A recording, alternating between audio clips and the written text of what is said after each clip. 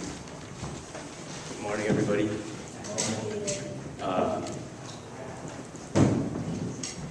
So we're going to talk about... We just had offertory right now, right? You're not dreaming, don't worry. Okay, I just thought it was weird. Okay, can we go to the Bible verse that I said? Matthew 14:22. This is when Jesus walks on water. And then, alright, let's just read it. Immediately, he made the disciples get into the boat and go before him to the other side, while he dismissed the crowds. And after he had dismissed the crowds, he went up on the mountain by himself to pray. When evening came, he was there alone. But the boat by this time was a long way from the land, beaten by the waves, for the wind was against them. And in the fourth watch of the night, he came to them walking on the sea. So, what happened? Jesus just told his 12 disciples, they went onto a boat, and they're all far away, and then Jesus is still on the land, and then suddenly it starts getting all stormy, and the boat is rocking, and then Jesus decides, you know what, okay, I'm done praying, let me go over back to the disciples. But how can he do that? He's on the land, and the boat's in the water. But he's like, you know what, I'm Jesus, let me just go walk there. And so he walks over to the boat, and then they see him, and they say something. They say, but when the disciples saw him walking on the sea, they were like, it's a ghost! And then they cried in fear, like any of us would. But immediately Jesus spoke to them, saying, take heart, it is I, do not be afraid. And Peter answered him, Lord, if it is you, command me to come onto the water. Okay, now hold up. Peter's like, Jesus, if that's you, let me walk on the water. Now remember, they're on the boat, and it's all stormy, and they're probably afraid a bit that they'll sink. And then Peter's like, you know what? It's all like, I'm safe here, but let me just walk onto the water.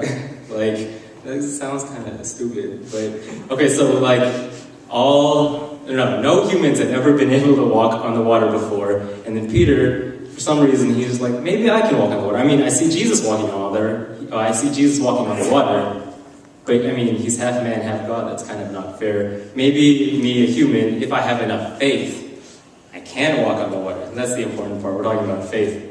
And so, Jesus says, come. So Peter got out of the boat and walked on the water and came to Jesus. What?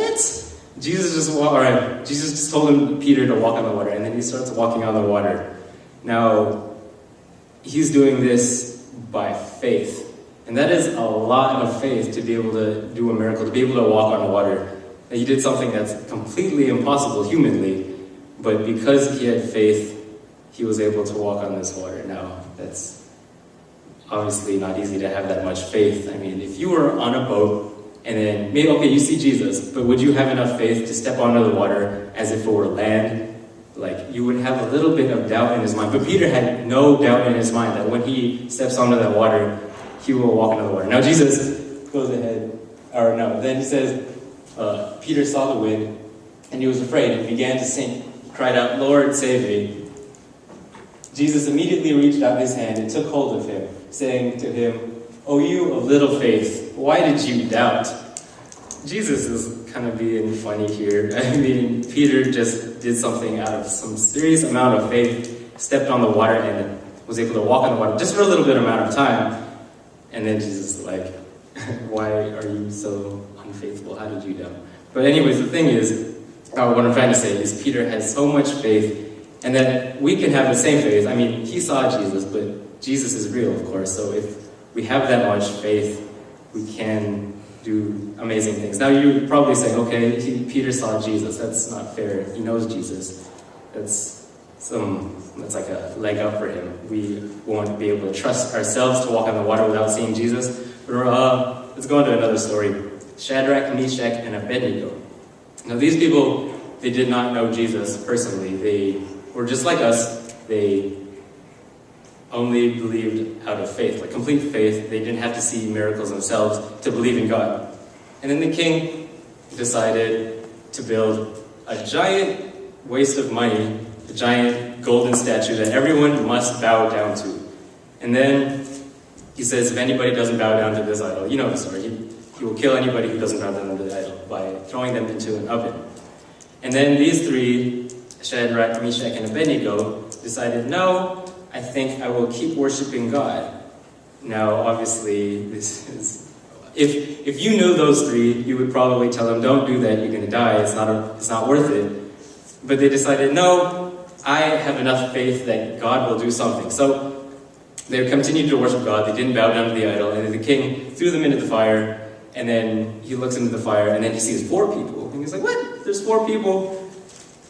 But one of them's an angel, and then they were saved, and they survived, and then all that stuff happened. But again, that's some faith, and that's amazing faith, and that's the power that faith can do. With the faith of a mustard seed, we can move mountains. And why can't we have this much faith? I mean, some of us, we're even struggling to simply believe that God exists. And these people have so much faith in God that they're able to survive through fire, they're able to walk on water, they're able to slay Goliath the giant, they're able to part the Red Sea. It's ridiculous that we can't even sometimes believe that God exists. So we should just have faith and believe that God is real and that He will guide us through our life and that He will make everything work. And that's really all I have to say.